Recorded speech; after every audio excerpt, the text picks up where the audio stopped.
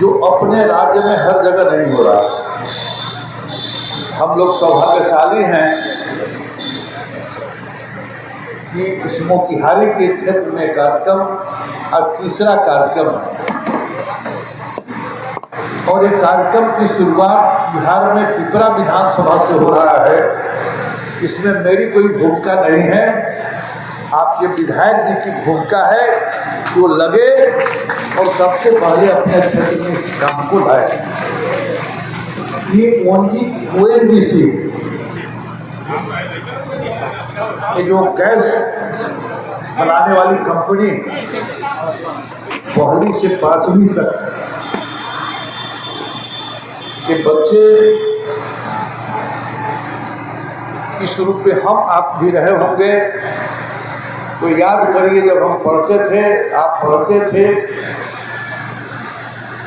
और आज भी बहुत जगह ऐसी स्थिति है कि बच्चों के पास टेबल क्या बैठने के भी जगह पहले नहीं, चटाई वगैरह पर हम लोग बैठ के और वही माटी पर के ऊपर कॉपी रख के लिखते थे, किताब रख के सर झुका के पढ़ते थे। नीचा ही सर झुका के लिखते पढ़ते, उनके सामने टेबल नहीं होता। अगर है भी कहीं फर्नीचर तो टूटा फूटा है, बैठने की स्थिति ठीक से नहीं है। अभी भी गांव में ये स्थिति है। अब ये जो स्थिति है, इसको प्रधानमंत्री जी ने भोगा था, हमने भी भोगा था, और आप लोग भी भोगे। हमारी आने वाली पीढ़ी का क्या हो, और सामने टेबल न रहने से क्या नुकसान होता है, इसका भी हम सबको ज्ञान नहीं। ये जो बचपन का उम्र है, 5वीं कक्षा तक का जो उम्र है, इस उम्र में बच्चे यदि झुककर पढ़ते लिखते हैं तो उनकी रीढ़ की जो हड्डी है बचपन में ही ये समस्या पकड़ लेती है, और जवानी बुढ़ापे और इस उम्र में हम सब भोग रहे हैं। लेकिन ये जो रीढ़ की हड्डी की कमजोरी इसी 1ली से 5वीं कक्षा में जब हम पढ़ते रहते हैं तो ये कमजोरी पकड़ लेती है, क्योंकि झुक कर बिना टेबल के हम लिखते पढ़ते हैं। इसी तरह से आज जो चश्मा लगाना पड़ रहा है, इसका भी नींव आँख को कमजोर करने की बुनियाद इसी उम्र में, इसी नहीं बच्चे उम्र में जब झुककर पढ़ते हैं तो आँख की कमजोरी होती है, और जब जवानी आता है, प्रौढ़ आता है, तब उस समय भोगना पड़ता है। इसी तरह से जो दृष्टि हमारी आगे चल के धुंधली हो जाती है, फिर जो रक्त का संचार है शरीर में वो भी बाधित होता है, हमारी मांसपेशियां भी कमज़ोर होती है। फिर आप देखेंगे थकान, सिर दर्द, गर्दन, कंधे और पीठ में दर्द, गर्दन या रीढ़ की हड्डी का विकृति। अब ये बचपन में बच्चे बोल नहीं सकते, बता नहीं सकते, और जब उम्र बढ़ता है तो इसके शिकार होते हैं। हमारे प्रधानमंत्री जी ने इस बात को समझा, लेकिन अब इतने बच्चों के लिए जो राज्यों के माध्यम से हम पैसा देते हैं उससे जितना सुधार होता होगा। फिर प्रधानमंत्री जी ने क्योंकि भोगा था इसको, तो जितनी देश में कंपनी है, पेट्रोलियम कंपनी है, रेलवे है, जितना भी विभाग है, इस सबको कहा कि तुम लोग की जो आमदनी होती है उस पैसे को 1ली से 5वीं तक के जो बच्चे हैं उनके लिए वास्ता उपलब्ध कराओ और उसमें टेबल भी रहे। अब ये जो नमूना है एक हमको आप देंगे, ये जो बस्ता है, टेबल है,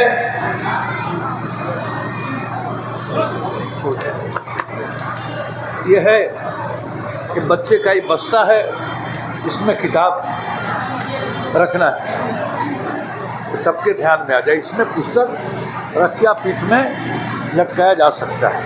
और जब स्कूल में या घर पर जाएंगे तो हम इसको खोल के, अब ये जो टेबल है, ये टेबल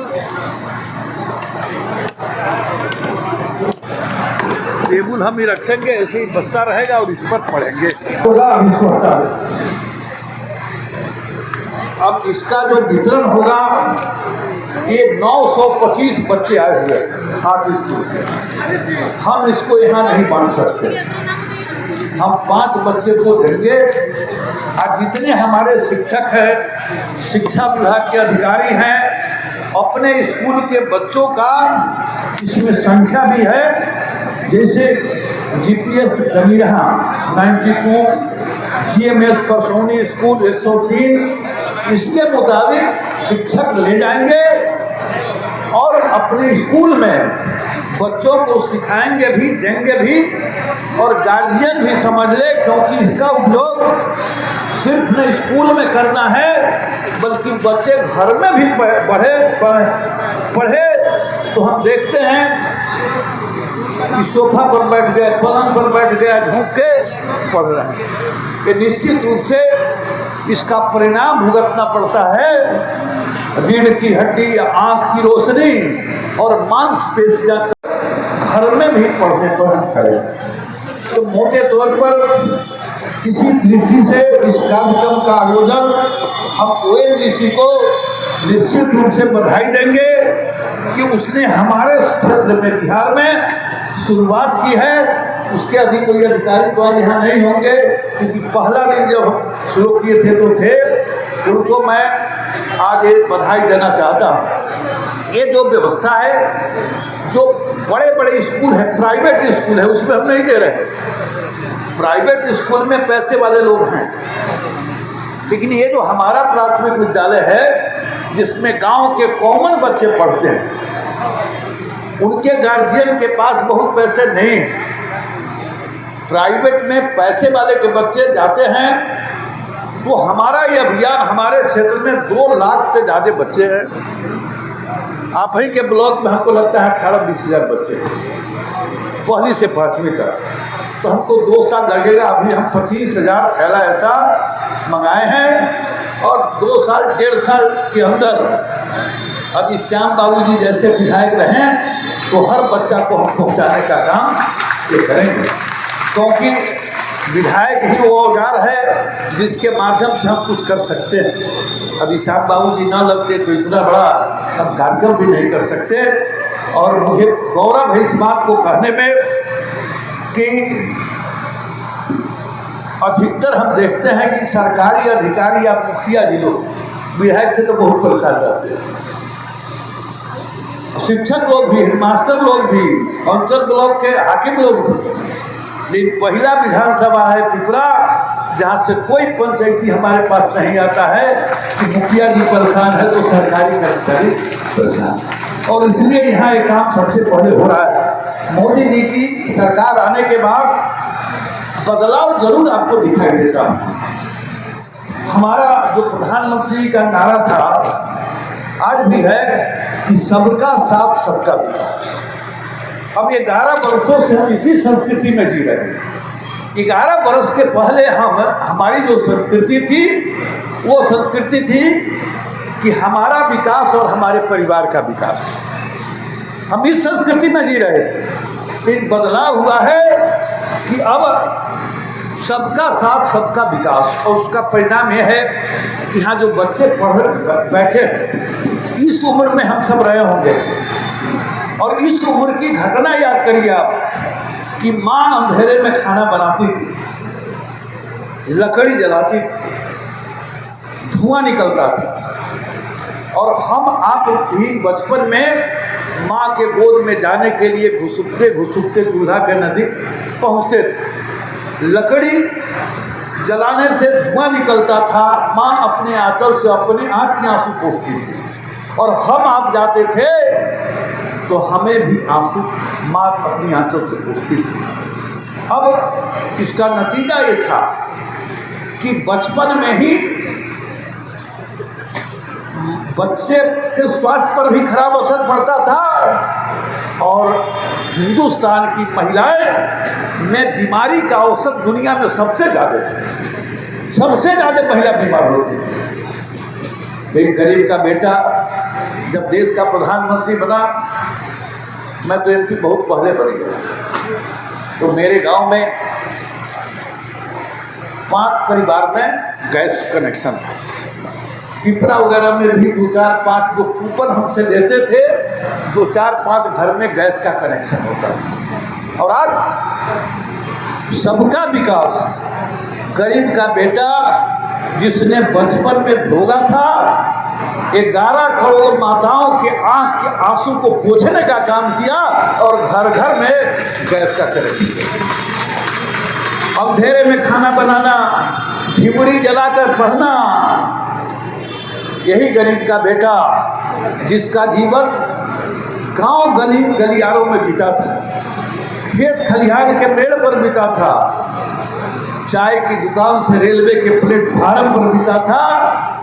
ये जब देश का प्रधानमंत्री बना तो आज हिमालय के खोह में भी कोई झोपड़ी है तो वहाँ भी बिजली की रोशनी आपको दिखाई देगी। कोई घर ऐसा नहीं जहाँ बिजली नहीं और ढिबरी का दुख का अंत हो गया। पर छत नहीं है, बहुत दिन से योजना चल रही, 72,000-75,000 मिला, वो भी कोई पारदर्शिता नहीं। जो पैसा देता था उसका नाम जुट जाता था, यही होता था ना, क्या बताइए, यही होता था कि नाम जुड़ जाता था। और अब क्या हुआ है, अब हुआ कि नहीं, पैसा देने से नाम नहीं जुड़ेगा। अब सारे नाम बिल्कुल डिजिटल व्यवस्था में है और सीरियल है, उसी में मिलता है, पैसा देके कोई नाम। और पारदर्शिता आई है, पहले से वो रुका है, पहले वाला मामला आज कम हुआ है। अज्ञानता का लाभ उठाकर कुछ लोग जरूर ठगते होंगे, लेकिन अब पूरी पारदर्शिता है। और अब 1.5 लाख रुपया मिलता है, 1.5 लाख, और शहरी क्षेत्र में नहीं था तो अब कितना मिलता है, 2 लाख। और अभी कल कितना मिला है, कितना घर सेंक्शन हुआ है, कल भगवान ने परसों था ना, कितना पूरे बिहार में परसों हमको लगता है कि 10 लाख मुखिया जी लोग गए थे, सेंक्शन हुआ है। और 27 के अंत होते होते हिंदुस्तान में किसी का सर ऐसा नहीं होगा जिसके सर पर छत नहीं होगा, यानी सबको छत मिलेगा। बिजली घर में नहीं, खेत में भी बिजली। और अब बिजली का बिल न देना पड़े,